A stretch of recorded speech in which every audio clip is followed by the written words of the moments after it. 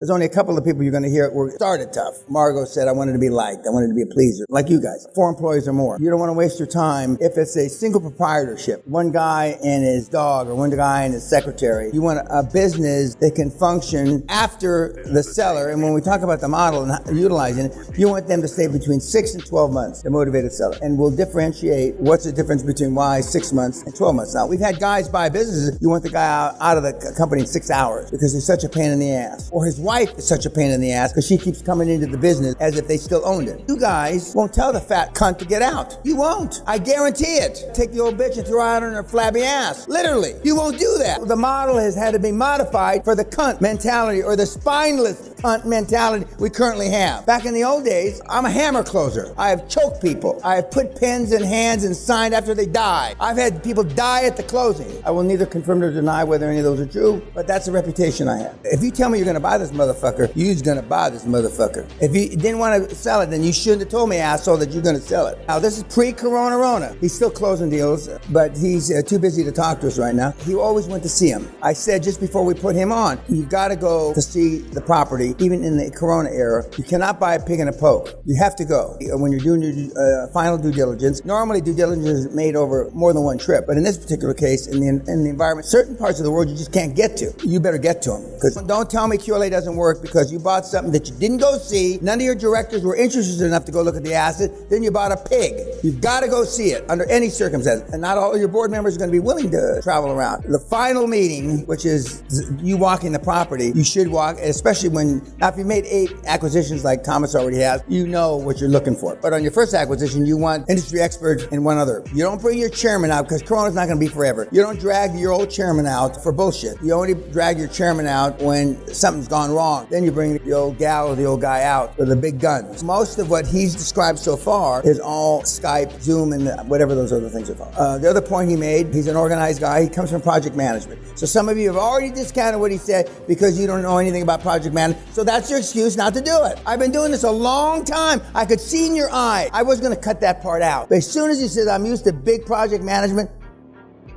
the expression, the muscles in your face sag because you don't have that experience. When a good-looking girl walks in the room, how long does it take you to figure out she's a good-looking bitch? Instantaneous, right? When a good-looking guy walks in the room, how long does it take you to know he's a handsome guy or not? Immediately. Well, this is no fucking different. You don't think, well, she's too good-looking for me. I always thought that's a new set of panties I'm gonna get. That's how I looked at it. Another one to strike down and put a notch in my fucking belt. I didn't even go through the calculus of whether she liked me or not. Well, I didn't go through the calculus whether she was attracted to me. Fuck, I can't get too many more notches on my belt now. I got too many. Back in those days, there was a thing going around, not the internet, the male organs could only produce between 30 and 35,000 orgasms. I went to doctors because I was worried about running out. 30 or 35,000, not 3 or 500. So I've always taken a positive attitude. If it's there, I can do it. When I had the choice of who I could be around, which was almost since I got out of school, I exposed myself to high performance people that didn't know, like Elon or Steve Jobs, that didn't know that you couldn't do it. Another comment made, which is worthwhile. Remember, he has different funnels. He's got a sales funnel. He's got a banking funnel. He's got a potential seller funnel. Even if they said, call me back in a year, he called them back in a month. I used to call him back in a week. One of the questions is going to come up, how often is too often to hound these people for an answer? There's different ways of saying it. Does everybody understand what I just said? I call them, in some cases, I talk to them at 8 in the morning, then I call them at 5 in the afternoon. That same day. Never did I go more than 72 hours. Never. Time is money. We can get money back, but we can't get time back. Now, nobody in this room is even remotely as old as I am, but you're running out of runway. And for those of you that are young kids, 2021, don't let anybody tell you you're young, you got plenty of time. You tell those people to fuck off, especially if it's your parents.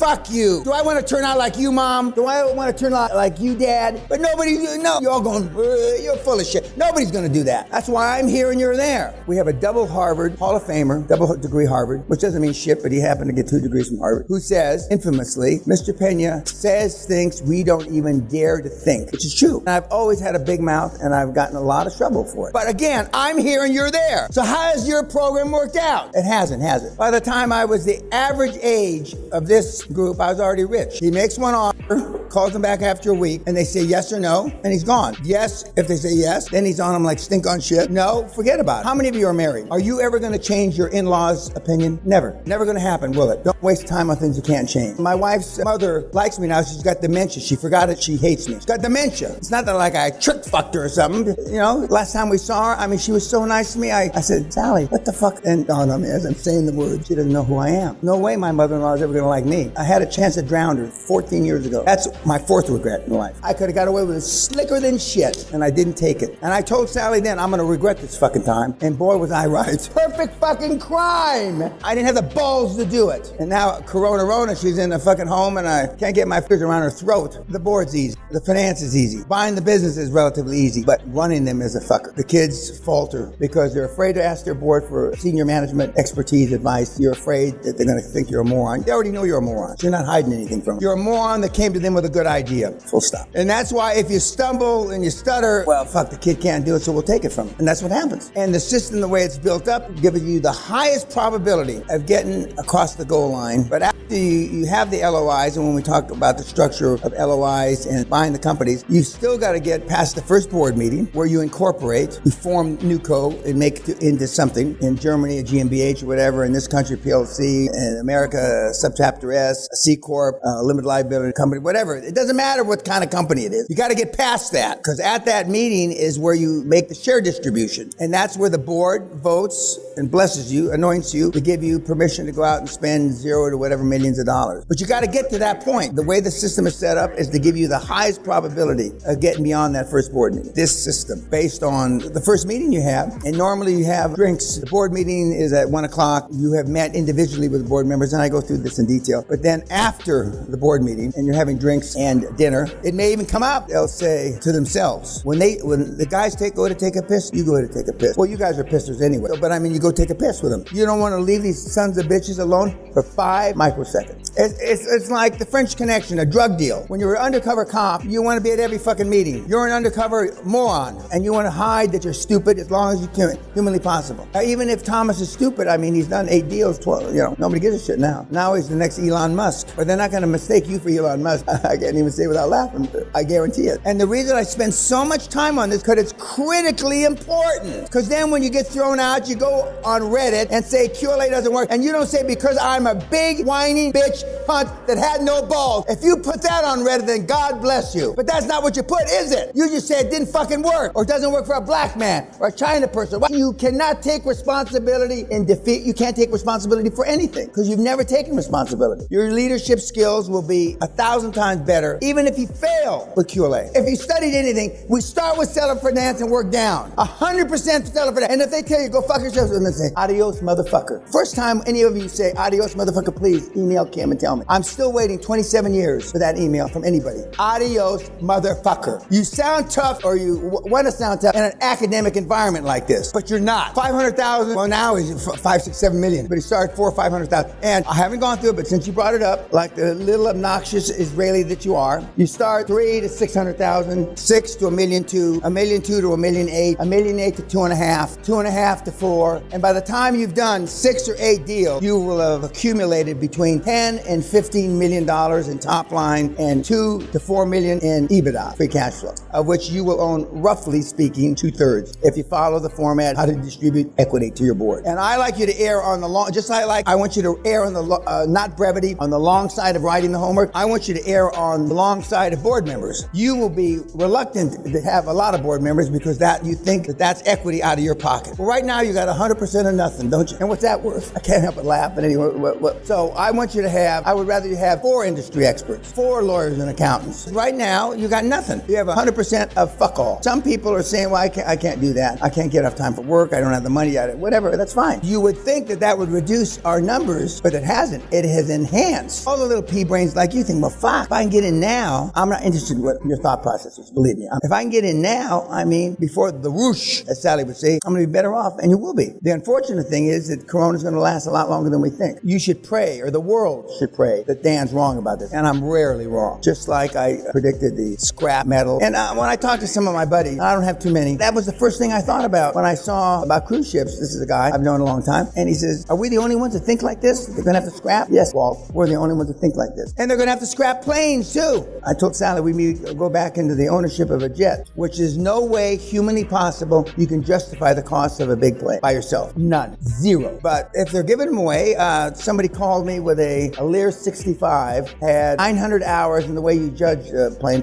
how many hours they have on the engine. And the last time they were retrofitted. 190 hours on the engines, just retrofitted for a couple $1,000,000. I mean, fuck! You can't buy the fucking tires for that. And it came with 2 pilots. I like 2 pilot planes. I don't believe in this shit 1 pilot. I've had friends of mine go down with 1 pilot. Everybody's dead. I like 2 pilot planes because I've had a lot of planes. And there's nothing in the world to compare when you bank your plane over and the martini doesn't fall out and you centrifugal force keeps the olives and the liquid in the glass. I mean, there's nothing like it. Nothing like a blowjob when they're doing that same thing. Then the sperm float. Anyway, that's a whole other. All those stories of sex, drugs, and rock and roll are true. They're absolutely fucking true. You got to understand, if I buy his business 100% seller finance, and I buy his business 100% seller finance, and I buy your business 100% seller finance, and then I go to a bank to finance it, it is not a refinance because you've never had a commercial lender in the deal. Does everybody understand that? So technically speaking, it's not a refinance. Thereby, the old myth of to run the business 3 years, 3 months before you can come back for money is bullshit because you have never used commercial debt, as they say in Europe. You've only used seller finance debt. He said while he was doing the deal, he was at the banks financing it. So they closed the next week on the refinance, the deal he alluded to. He refinanced it for 200%, double what he paid. So then the question is, what you have to do, what is my relationship or how am I going to react vis-a-vis paying back the seller's note? Because you're going to have all the money plus 100%. So you could pay back 1, 2, 3 seller finance, 100%. Keep the overfinance for yourself and your directors, etc. So what do you do? Well, that's, and we'll talk more about it later in the week, you cannot have a prepayment penalty clause in your seller finance. Now, see, you're writing that down because even the meatheads, YouTube, even the fucking morons here figured out that was important. You get that, Baldy? You got it?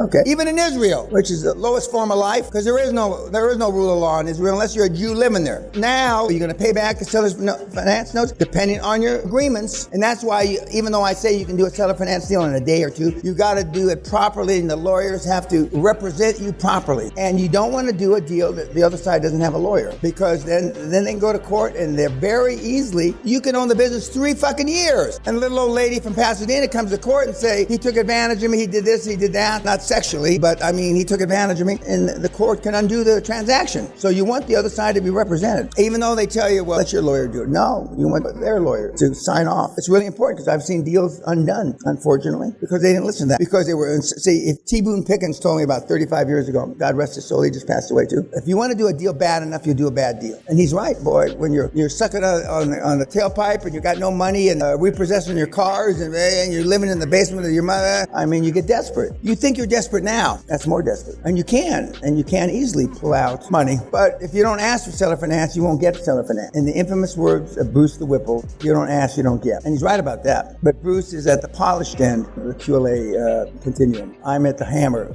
I want results yesterday. For the seller finance, once the board gives you approval to go out and get them, hunt them down like dogs and shoot them in the street, you get that permission. You're not overfinancing because you seller finance. When you then come back 3 weeks or 3 months later and want to finance them commercially, the board will already given you parameters by which you can do a deal or not. But those will be approved at that board meeting. It will be approved at that board meeting. And your board members will understand this infinitely better than you. Seller finance will be a new item for them. Most of the guys and gals that you're going to have on board meetings have never done a seller finance deal. Yet, almost everybody in the world, in the civilized world, understands no money down house buying. House flip. It's been around since World War II. No money down. You take the house, you fix it up, you rent it out, and then pay them out of the cash flow of the rent from the house. No money down house. Everybody understand that? Okay. Well, this is no money down company buying. It's no different, except for, say, $50,000, but you can't buy it. Well, in bumfuck Oklahoma, you can still buy a house for $50,000, but you can't buy a house for peanuts now. A house in Southern California, in the ghetto, the barrio, is $500,000-$600,000. But it's nothing more than no money down house buying. But you're not going to flip it right away. You will exit someday, but you're not going to exit then. This concept's been around a long time, since right after World War II. As our daughter said when she first came to the seminar, when I think she was 12 years old, she said, "This is easy peasy, Daddy. Why did the adults make it so difficult?" And I said, "Kelly, because they have no balls." She giggled. That was 22 years ago. It hasn't changed in 22 years. Most kids that come through the seminar wouldn't last till their 15th birthday where I came from. That's why you keep them there 6 months so they don't steal everything.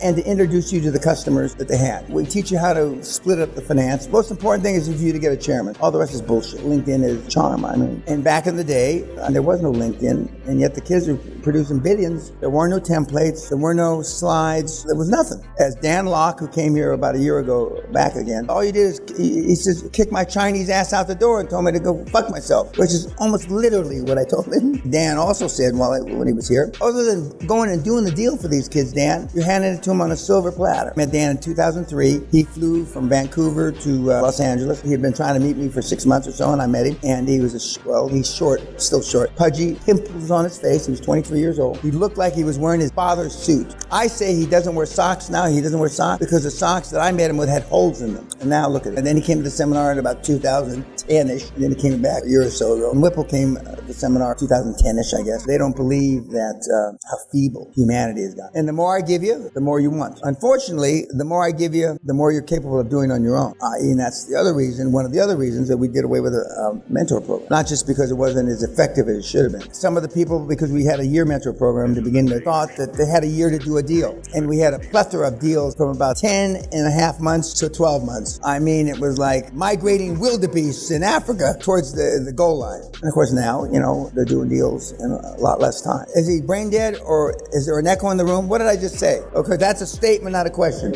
He's quick enough. Dementia hasn't set in fully, so he's quick enough to stumble, get back on his feet. So now what's the question? What? No! You never skip the DD, because due diligence is a euphemism for knocking the price down. Only once in 50 years have I seen the price go up after due diligence. Once. On average, the post due diligence price is anywhere from 5 to 25% lower, because you're going to find shit that's wrong. All sellers lie by not sins of commission, but sins of omission. That's what they don't tell you, or they don't show you, and that an experienced team will find. It's not like buying a used car that you have a 5-year warranty on, and then you can take it back. Once you walk out the door and you sign the papers, unless it's a seller finance, you're fucked. Seller finance, you always have the ability to yank their chain because you just stop making payments. We're going to reduce the price by $500,000 that it's going to cost me to fix what you forgot to tell me. Now, the downside of seller finance is if you default, they can foreclose and take the business back. And you say, fine, take it. And they never do. Well, they almost never do, because they don't want the fucking business back. They were lucky to find a schmuck like you to sell it to.